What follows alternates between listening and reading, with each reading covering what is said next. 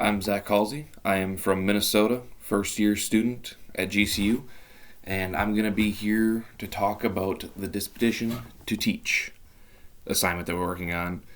And some of the dispositions that I possess that I think will make me a successful teacher, there's a lot that you could use, but I'll go for ones that what I see in the classroom now, because right now I'm a mental health behavioral aide, which is essentially a paraprofessional, but we work with, I'm in a setting 3, which means we have kids that have a lot of behavioral issues and can't handle being in a regular room. So when it comes to these situations, it's that I believe and show that I think all of these kids can change, they can learn.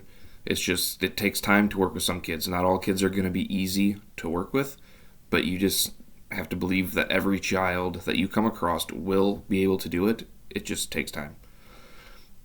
The other one is that you try to bring a positive climate to your learning, no matter where you're at, no matter what's going on. You can have the worst day possible, which we've had some days like that, but no matter what, you got to try and show positivity, or else you're going to drag your students down alone. It's like you have to fight through it no matter what.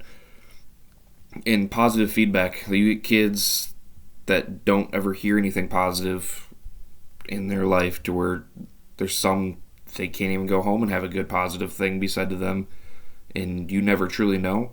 So you just have to give all these kids you come across that positivity to make them trust you.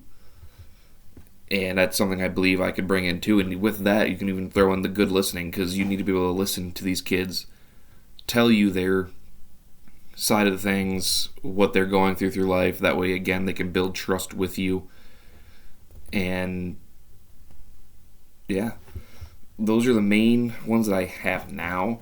But the ones that I need to work on, though, before I get in my first year, is slowing my brain down, which you can already tell from this video alone, is slowing my brain down, letting myself process things before I speak, because there's times where I definitely jump the gun and say something, or I'll make myself fumble over my words, as you've already seen happening in this. And another one to be is like, I wouldn't really say this is like a disposition, but it's another thing I really need to work on, is like coping skills in myself, to like when things are going absolutely crazy in a work day and you just start getting all anxiety fueled and panic. But that's something you can definitely work on, and there's definitely dispositions that you could use to better with that. And then lastly, what qualities should professional educators display?